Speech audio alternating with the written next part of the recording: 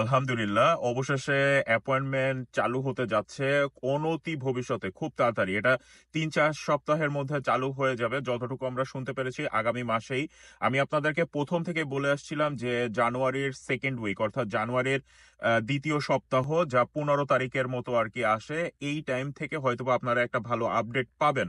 তো আমরা ইন্টারনাল কিছু লোকের সাথে লিংক লবিং আছে, তাদের মাধ্যমেই জানতে পারি যে অ্যাপয়েন্টমেন্ট হয়তোবা আগের নিয়মে আবার দেওয়া শুরু হবে।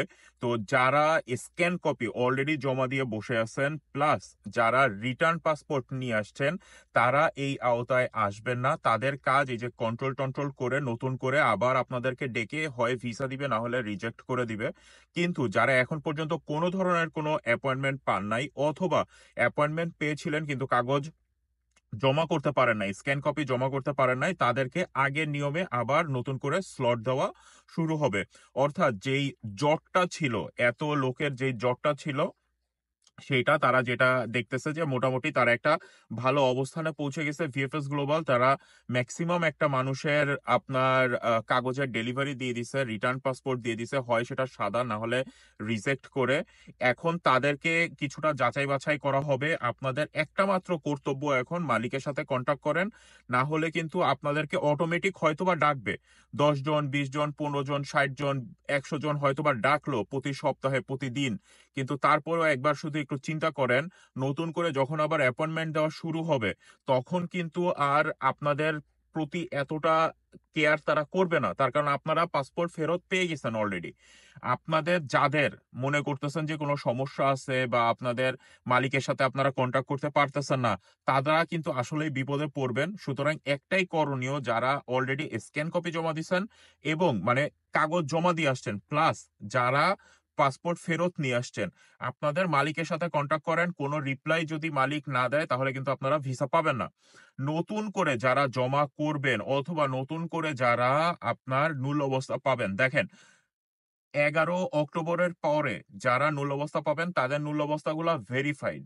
তো কিছুদিন আগে কথা ছিল যে ৭ দিন ১০ দিনে কিভাবে ভিসা পায়। ভাই, এটা কেউ বলতে পারে না। আপনার কাজ কেউ আপনার টাকা দিয়ে এখানে কাজ করায় নাই। হয়তোবা সামনে পড়ছে, ওইখান থেকে মালিক প্রেসার দিছে, অথবা কোনো ভালো কোনো মালিক বা সংস্থার কোনো কাগজ ছিল, কোনো না কোনো ভাবে সামনে পড়ে গেছে। ১ জন ২ জন এরকম ভিসা পেয়েছে। এটা বিচ্ছিন্ন ঘটনা। এটা একটা মানে এক্সেপশনাল কেস।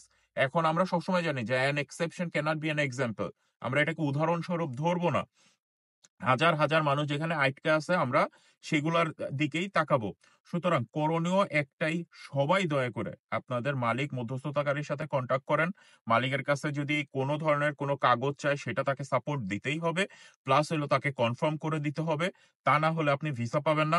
যারা সাদা পাসপোর্ট পেয়েছেন, যারা রিটার্ন নিয়ে আসছেন পাসপোর্ট, যারা স্ক্যান কপি জমা করে আসছেন, তাদেরকে তাদের আর কিছুই করা লাগবে না। নতুন করে আপনাদের অ্যাপয়েন্টমেন্ট লাগবে না। ভিএফএস গ্লোবাল থেকে আপনাদের সাথে কন্ট্যাক্ট করবে, যতটুকু আমরা জানতে পেরেছি। আর নতুন করে এখন পর্যন্ত আপনারা মার্চ, মে, এপ্রিল, জুন যখনই আপনারা আবেদন ঠিকই করেছিলেন, কিন্তু আপনারা এখনো অ্যাপয়েন্টমেন্ট পান নাই। আপনাদের মূল্যাবস্থা যদি ভেরিফাইড হয়, যদি ঠিক থাকে, আপনাদেরকে যতটুকু আমরা জানতে পারতেছি, আগামী মাস থেকে আপনাদেরকে হয়তোবা স্লট দেওয়া শুরু হবে অ্যাপয়েন্টমেন্টের জন্য। তো অ্যাপয়েন্টমেন্টের থেকেও সবথেকে বড় বিষয়, আপনাদের মধ্যস্থতাকারী এবং মালিকের সাথে একটা সুসম্পর্ক বজায় রাখেন। তারা যদি আপনাকে হেল্প না করে, ইটালির ভিসা আপনাদের ভাগ্যে জুটবে না। তো এইটা একদিক থেকে খুবই ভালো খবর যে আবার নতুন করে অ্যাপয়েন্টমেন্ট দিচ্ছে, যেটার মাধ্যমে আমরা জানতে পারি যে এই জটটা আস্তে আস্তে একটু খুলতেছে। এই যে একটা ফেক ২ নাম্বার নূল অবস্থার যে একটা দৌরাত্ম্য ছিল, সেটা আস্তে আস্তে কমতেছে, এবং ২০২৫ সালে আমরা আশা করব যে এটা অনেকাংশেই কমে আসবে। তো ভালো থাকবেন সবাই। আসলেই খুবই ভালো খবর। তো ওয়েট করলে, অর্থাৎ ধৈর্যের ফল যে মিঠা হয়, সেটা আমরা বুঝতে পারতেছি। অনেকেই আপনারা ধৈর্য ধরছেন। আর কয়েকটা দিন ধৈর্য ধরেন, ইনশাআল্লাহ ভালো কিছুই হবে। দোয়া করবেন আমার জন্য, ভুল ত্রুটি হলে ক্ষমা করবেন। আর ভালো থাকবেন সবাই। আল্লাহ হাফেজ। আসসালামু আলাইকুম।